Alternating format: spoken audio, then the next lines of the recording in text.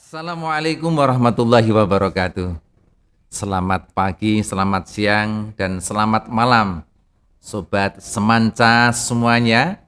Di podcast Mondrogeni, ini adalah podcast resmi SMA Negeri 1 Cangkringan yang berada di wilayah Kabupaten Sleman, Provinsi Daerah Istimewa Yogyakarta. Ini adalah sebagai media berbagi berbagai informasi pendidikan dan juga pengetahuan. Mudah-mudahan ini bermanfaat bagi kita semuanya. Kali ini kita hadir kembali dalam segmen Jejak Alumni. Jejak alumni akan kita sampaikan, akan kita hadirkan ke tengah-tengah kita semuanya, kalian semuanya. Mudah-mudahan dari apa yang kita obrolkan bersama dengan para narasumber, para alumni dari SMA Negeri 1 Cangkringan ini, ada banyak manfaat yang bisa kita ambil, yang bisa kita petik, terutama untuk kepentingan kelanjutan dari studi kita. Terima kasih dan kita akan berbincang dengan salah satu dari alumni SMA Negeri 1 Cangkringan. Kepada viewers yang mungkin kebetulan baru singgah, saya ucapkan selamat datang di podcast Mondrogeni SMA Negeri 1 Cangkringan ini. Jangan lupa untuk senantiasa mampir di podcast ini, like, berikan komen yang ada di bawah, dan jangan lupa juga untuk subscribe. Kehadiran kalian semuanya insya Allah akan memberikan manfaat bagi kami untuk menebar kebaikan berupa informasi, pengetahuan, dan pendidikan. Terima kasih. Selamat menyaksikan.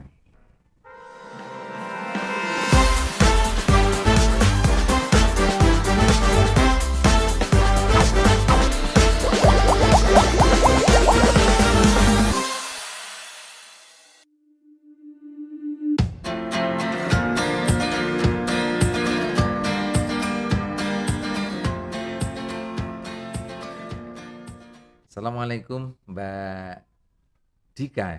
Iya Pak, Mbak Dika. Waalaikumsalam.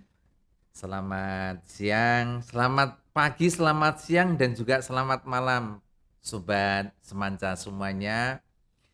Selamat berjumpa Mbak Dika di podcast Mondrogeni, podcast resmi dari SMA Negeri 1 Cangkringan ini Mbak Dika, Iya Pak. yang mungkin kalau tahun lalu belum ada Iya. ketika Mbak Dika sekolah di sini. Ini adalah podcast SMA Negeri 1 Cangkringan sebagai media berbagi berbagai informasi tentang pengetahuan dan juga pendidikan. Iya. Harapan kita mudah-mudahan kehadiran dari podcast ini memberikan manfaat tidak hanya kepada kita keluarga besar SMA Negeri 1 Cangkringan, terutama untuk para peserta didik yang sedang sekolah di sini, tapi juga para pemirsa semuanya yang kebetulan mampir atau memang sudah merupakan viewers penonton setia podcast Mondrogeni SMA Negeri 1 Cangkringan ini. Mbak Dika ya, Iya Pak. Mbak Dika bisa diceritakan, Mbak Dika ini lulus tahun berapa Mbak? Kemudian sekarang melanjutkan studi di mana? Baik, jadi saya Dika. Saya dulu di sini tuh jurusan IPS. Saya lulusan tahun 2021. Namun karena pada tahun itu saya mendaftar di mana-mana belum keterima, akhirnya saya memutuskan untuk gap year 1 tahun. Jadi saya baru diterima PTN itu di tahun lalu Pak, tahun 2022 di Universitas Pembangunan Nasional Veteran Yogyakarta, jurusan Hubungan Masyarakat. Hubungan masyarakat. Iya, ini jurusannya juga baru Pak, baru tahun 2018 kemarin ada. 2018 ya, Iya. berarti 5 tahun yang lalu ya. Iya. Oh gitu. Mbak Dika ini dulu dari Jurusan apa Mbak atau peminatan apa? Saya dari IPS, Pak. Oh dari IPS. Iya, IPS. Nggih, Jadi nggih. memang dari dulu sudah di IPS. Mm-mm. Begitu. Dari IPS kemudian jurusannya juga IPS. IPS juga. Iya. Berarti apa namanya? Lanjut, Pak. Linier gitu Iya, ya linear. dengan peminatan atau jurusan yang diambil Di di SMA. SMA begitu. Bisa diceritakan nggak ini Mbak Dika? Iya. Karena sudah sekitar kalau lulus tahun 2021 sampai sekarang kan sudah 2 tahun. Iya. Nah, tentu kan ada banyak hal yang berubah kan dengan SMA kita ini. Iya, Pak. Ya, tadi ketika memasuki gerbang SMA Negeri 1 Cangkringan, kemudian sempat muter-muter jalan-jalan sebentar. Kesan apa yang ada di benak Mbak Dika? Saat pertama masuk tuh langsung, wah sekarang tambah bagus ya sekolahnya. Di depan juga ada kolam ya Pak sekarang baru. Oh, dulu enggak ada ya? Belum ada ya, Belum, Mbak? belum, Oh, belum Pak. ada. Terus piala juga semakin banyak di depan, di lobi depan tuh juga sudah direnovasi kan ya, semakin bagus. Terus ada tangga baru di depan 12 IPS 1. Oh iya. Iya, terus iya. parkiran juga lebih banyak Pak. Kemudian itu baru membangun masjid ya. Terus tadi sempat tanya juga ke guru yang masjid lama itu besok akan dibuat lab agama kalau tidak salah. Jadi sekarang semakin bagus dan semakin banyak fasilitasnya. Nggih, alhamdulillah ya kita berkembang ya, mudah-mudahan Iya Pak. kedepannya kita semakin apa ya, semakin besar, semakin baik ya, Semakin dikenal dalam rangka memberikan kontribusi yang apa namanya cukup signifikan terhadap Iya. kualitas pendidikan, terutama pendidikan di Kabupaten Sleman, Provinsi Daerah Istimewa Yogyakarta ini, begitu ya Mbak ya. Iya Pak. Memang alhamdulillah untuk tahun 2023 ini Mbak kita bisa meraih predikat sebagai sekolah adiwiyata tingkat mandiri. Oh, sudah mandiri ya Pak? Alhamdulillah. Jadi setelah adiwiyata tingkat nasional, Iya. kita kemudian berupaya untuk tetap membudayakan hidup bersih, Iya. ya nyaman dengan lingkungan yang kondusif ini, sampai kemudian kita mengupayakan untuk mengikuti seleksi, ya seleksi adiwiyata mandiri dan alhamdulillah berhasil di tahun 2023 ini. Oh, baru Maka tahun kan ini tadi ya, Pak? iya tadi sempat muter-muter kan kelihatan Iya. lebih hijau atau gimana Mbak? Apa sama saja dengan tahun-tahun Iya, sebelumnya? lebih banyak tanaman baru dan sekarang lebih ya pokoknya lebih banyak pohon-pohon ya Pak daripada yang waktu saya masih di sini gitu. Lebih lebih dingin sekarang. Kalau dulu masih panas ya Pak karena gitu. belum banyak pohon. Kalau sekarang sudah banyak. Lebih dingin ya. Iya. Padahal pemanasan global ya toh kan lebih panas ya kalau dari tahun ke tahun itu. Kalau ini lebih dingin ini. Berarti luar biasa ini. Mudah-mudahan nanti semangat untuk tetap mempertahankan lingkungan belajar yang sehat dan bersih. Iya. Sesuai dengan semboyan kita kan clean and green and clean ya. Yeah. Hijau dan bersih itu senantiasa akan bisa kita pertahankan gitu. Mbak Lia tadi bercerita kalau selama 1 tahun itu belum bisa melanjutkan ke perguruan tinggi negeri saat itu, kemudian tahun 2022 itu ya, seperti Mbak Lia juga cerita di podcast ini juga itu juga mencoba lagi. Kalau Mbak Devi ini gimana ceritanya, persiapan apa saja Mbak yang sudah dilakukan untuk bisa lolos dalam seleksi ke perguruan tinggi sesuai dengan jurusan yang kita cita-citakan? Di awal setelah saya memutuskan untuk gap year itu saya sempat ngedown ya Pak. Pas itu ya mungkin banyak juga yang seperti ini karena kan yang lain sudah memakai alma mater sedangkan kita belum. Itu juga saya sendiri sempat sakit 1 bulan, tapi kemudian saya semangat lagi kalau saya tidak bangkit sekarang, kapan saya bisa bangkit. Kemudian saya bangkit pada tahun itu di bulan Oktober tahun 2021, Pak. Wah, Oktober Iya, 2021. kan memutuskan gap year itu Juli 2021.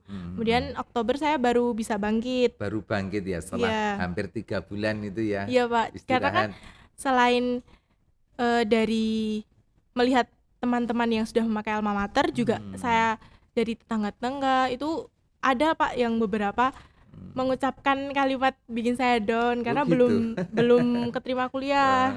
Iya. Jadi terus saya bangkit, saya belajar, saya tryout di mana-mana, tapi saya tidak les, Pak. Jadi hanya mengandalkan tryout. Lalu beli buku yang tebel itu yang SBMPTN, tryout online di mana-mana. Itu diikuti ya, Mbak? Iya, Pak. Saya membuat list, to-do list kan. Di tanggal ini saya tryout di sini, tanggal ini di sini, begitu, Pak. Banyak banget. Lalu 2022 awal saya sempet wah ini bisa nggak ya tahun ini lolos, jadi sempet pesimis juga, Pak, padahal di tahun sebelumnya saya sudah semangat, namun di awal-awal sampai bulan Februari itu saya malah pesimis, seperti ini mau lanjut nggak ya atau mau kerja aja. Tapi orang tua saya kan orang tua saya tuh lebih ke ya terserah kamu mau gimana, kalau mau kuliah ya silahkan, kalau mau kerja juga boleh. Jadi tidak ada tuntutan tersendiri. Oh, dari orang tua begitu Iya, ya, orang tua membebaskan gitu ya. Iya, orang tua membebaskan, tapi mungkin ya itu ya, Pak, omongan orang-orang yang lebih bikin tekanan pada saya gitu. Nah, terus di bulan Maret akhirnya saya memutuskan oke, Maret lanjut. 2022 berarti. Iya, Pak, Maret 2022 saya mantap, oke, saya mau lanjut kuliah. Jadi dari situ saya mulai lagi, Pak, belajarnya saya semangatin lagi sama seperti tahun sebelumnya. Terus pas pendaftaran itu saya nggak berani bilang, Pak, awalnya. Nah, iya kan ada biaya ya, Pak, buat daftar. Terus di awal pendaftaran saya pakai uang saya sendiri. Baru setelah Punya pendaftaran tabungan itu nih berarti. iya, Pak. Baru setelah pendaftaran saya bilang ke orang tua saya, kemarin saya sudah daftar dan uangnya saya pakai uang saya sendiri. Terus orang tua saya oke, nggak apa-apa. Itu pas pendaftaran ya, Pak. Habis pendaftaran tetap kan ada jeda 1 bulan kalau nggak salah sampai UTBK. Nah itu juga saya belajar lagi, tapi agak saya kurangin karena takutnya kalau saya kenceng malah besoknya lupa kan, Pak. Jadi ya udah jangan nguyuh lah. Sampai akhirnya pas hari H UTBK itu saya minta doa restu ke orang tua. Lalu pas saya mengerjakan itu ibu saya di rumah berzikir, Pak. Jadi dibantu ibu saya Dengan banget. doa Iya. gitu ya, ketika mengerjakan tes itu ya. Iya. Terus kemudian setelah itu pas pengumuman, Pak, pengumuman. Sebentar, Mbak, saya cut dulu ini sudah adzan, mungkin kita cut sebentar ya, Mas.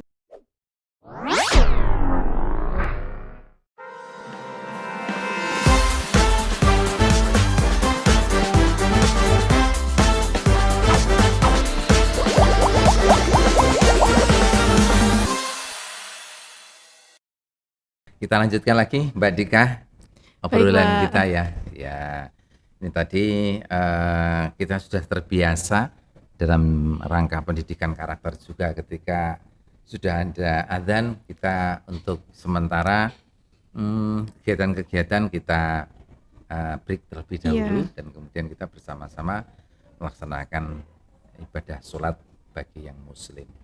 Ya, gitu. Kita teruskan sekarang. Baik, Pak. Tadi sampai pada ketika mengikuti tes doa orang tua ya. Iya, Pak. Ibunya dikirain di rumah dan sebagainya. Terus selanjutnya hasilnya gimana, Mbak? Jadi pas pengumuman itu kan jam 3 sore ya, Pak. Saya nggak langsung ngebuka karena udah pesimis duluan. Pokoknya wah nggak keterima lagi nih, udah gitulah, Pak. Udah pasrah banget. Nah, terus saya buka itu setelah banyak teman-teman yang tanyakan ke saya, gimana hasilnya, lolos enggak? Banyak banget tuh Pak. Terus jam 4 lebih baru saya berani buka dan ya keterima. Alhamdulillah, deg-degan tentu saja ya. Iya Pak, terus langsung ya nangis juga ya Pak pasti. Kaget lah, terharu. Dari kemarin udah gap year, banyak omongan-omongan miring, terus sampai akhirnya bisa di titik itu juga gitu, bisa keterima di PTN. Jadi kalau saya mengambil apa ya pelajaran ya dari Iya. cerita yang disampaikan oleh Mbak Dika tadi, jadi salah satu yang memberikan motivasi untuk tetap belajar dan belajar malah justru karena banyak yang bully itu ya. Iya. Ini berarti bullying atau apa istilahnya ya? Ya semacam ejekan, olok-olokan Iya. atau apa itu bagaimanapun juga harus kita respon secara positif gitu ya Mbak ya. Iya Pak. Karena kalau kita respon secara positif justru itu menjadi motivasi bagi kita untuk lebih baik lagi. Kan ada nih sebagian dari generasi-generasi kita, masyarakat di lingkungan kita, ketika dia diberikan atau dia menerima banyak bully, Iya. banyak ejekan, cemoohan dari temannya, dari tetangga dan sebagainya itu, terus dia kan down ya. Iya pasti Pak. Dia down, tapi kemudian dia tidak mau bangkit dengan adanya ejekan dan sebagainya itu. Nah, jadi ini juga pelajaran bagi kita semuanya, para pemirsa, para viewers, para sobat semanca, bahwasanya mari kita merespon secara positif apapun yang kita terima, karena itu adalah merupakan merupakan kejadian-kejadian alam yang mau tidak mau karena kita hidup di dalamnya, kita tidak lepas darinya, termasuk bully atau bullying Iya, ya, bullying. bullying ya, tidak akan pernah atau sering kita akan mendapati keadaan yang seperti itu. Nah, kita respon secara positif, kita jadikan sebagai pemicu yang bisa Semangat membangkitkan belajar. semangat kita untuk tetap belajar. Tadi mengambil jurusan apa Mbak ketika diterima tadi Mbak? Lupa Hubungan tadi. masyarakat Hubungan Pak. masyarakat. Nah, yang dipelajari apa Mbak di sana selama 1 semester ini? Di hubungan masyarakat ini yang pasti ada pengantar ilmu komunikasi Pak. Karena kan humas ini itu di bawah naungan ilmu komunikasi. Lalu Iya, iya. pengantar ilmu politik. Lalu ada penulisan ilmiah, ada bahasa Indonesia, ada pendidikan Pancasila juga Pak, gitu. Iya, iya, mata kuliah yang sifatnya Iya. umum begitu ya. Jadi karena baru 1 semester ya, Iya Pak. ini kan mungkin mata kuliahnya kan juga belum bisa mencerminkan secara keseluruhan Iya masih. terhadap karakter dari jurusan hubungan masyarakat itu sendiri. Iya. Nah, gitu. Tetapi mudah-mudahan tetap nanti ke depannya Mbak Dika bisa mengikuti pembelajaran atau perkuliahan dengan baik gitu ya. Amin Pak. Terus Mbak Dika, ketika Mbak Dika ini sudah berhasil untuk kuliah, masuk, tentu kan ketemu sama teman-teman yang Iya. berasal dari berbagai macam latar belakang gitu nggih. Iya Dari Pak. berbagai macam bahasa daerah, dari berbagai suku dan sebagainya. Nah, kesan apa yang Mbak Lia dapatkan ya ketika sudah bertemu dengan teman-teman yang punya karakteristik yang seperti itu, kalau dibandingkan dengan layanan pendidikan yang diberikan oleh sekolah kepada para peserta didik, terutama kepada Mbak Dika? Perbedaannya gitu ya Pak. atau Perbedaan atau ya kesan yang muncul saat itu ya. Mungkin perbedaan juga bisa, persamaannya juga bisa, monggo terserah. jadi setelah bertemu teman-teman baru itu pasti mereka lebih, jika dibandingkan dengan teman SMA ya Pak, jauh lebih mandiri karena kan kalau di SMA itu eh, bergantung pada teman itu masih ada ya Pak. Nah tapi kalau di kuliah itu benar-benar semuanya mandiri. Ya meskipun mandiri tapi tetap belajar bareng, apa-apa bareng, tapi ya itu mandiri itu Pak. Terus kalau bersamaannya temen SMA maupun temen kuliah itu ya sama-sama asik dalam pembelajaran. Terus share materi juga sama seperti teman SMA, meskipun mandiri tetap semuanya mau nge-share Pak. Jadi tidak, ya ada yang pelit tapi kebanyakan baik. Jadi Gitu. bisa diajak bekerja sama gitu ya, Iya. dalam kebaikan ya. Iya. Mengerjakan tugas kan hal yang baik gitu, Iya. kemudian share gitu. Ya. Eh terakhir ini Mbak Dika, Iya Pak. ya. Mbak Dika punya semacam masukan tidak, harapan dan sebagainya. Oh, alangkah lebih bagusnya ketika SMA Negeri 1 Cangkringan itu seperti ini, misalkan saja. Mungkin dalam hal apa terserah, dalam hal fasilitas, macam kegiatan dan sebagainya, bimbingan dan sebagainya. Ada enggak, Mbak? Gimana ya Pak? Karena kan saya juga udah lama nggak di sini, jadi untuk fasilitas dan yang lain nggak begitu tahu. Jadi bingung mau ngasih masukan apa. Kalau dulu kan ketika belajar di sini yang diinginkan itu sebenarnya seperti ini, tetapi kok saat itu tidak apa ya, tidak mendapatkan, misalnya aja seperti itu, ada enggak yang kadang-kadang pemikiran itu muncul begitu ketika sudah kuliah, sehingga apa namanya, beberapa kompetensi Iya. yang kita butuhkan saat kuliah ya Pak itu muncul, padahal kita dulu tidak menerima itu dan tidak mendapatkan itu. Ada enggak Mbak kira-kira? Tidak ada sih Pak, selama saya 1 semester di kuliah ini ya tidak ada Pak. Tidak, maksudnya apa yang saya lakuin di SMA itu sudah cukup baik jika dibandingkan di perkuliahan ini gitu. Ya. Kalau tentang misalnya saja berbicara tentang mutu dari para pendidik dan tenaga kependidikannya, Bapak Ibu guru dan tenaga administrasi sekolahnya, gimana kalau menurut Mbak Dika selama ini? Bagus Pak, bisa dibilang juga sangat bagus karena selain memberi materi itu kadang di luar jam pelajaran juga mau mendengarkan apa yang ingin diceritakan sama siswanya. Jadi tidak hanya tentang materi saja gitu. Jadi persoalan-persoalan tentang kehidupan, persoalan tentang remaja gitu, Iya, itu mau mendengarkan gitu ya. mau. Contohnya apa Mbak? Misalnya yang pernah Mbak Dika dulu alami atau teman-teman alami begitu. Beberapa persoalan yang disampaikan kepada Bapak Ibu guru, tetap Bapak Ibu guru tetap merespon dan memberikan arahan serta solusi, bimbingan dan sebagainya. Dulu itu tentang pertemanan di kelas Pak, pernah waktu kelas 10, ya kelas 10 itu pernah. Terus ya dikasih solusi juga.